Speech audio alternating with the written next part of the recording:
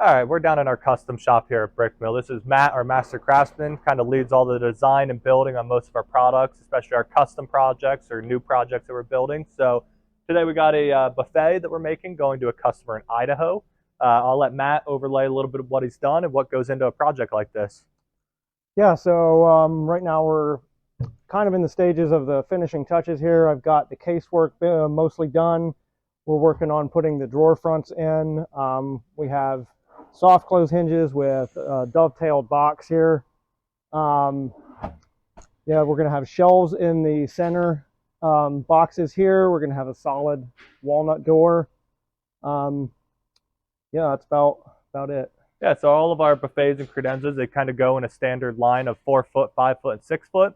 However, if you want something custom size or a different layout than what you see here, feel free to contact us and we'll make it, we'll design it for you and build it with you. Thank you.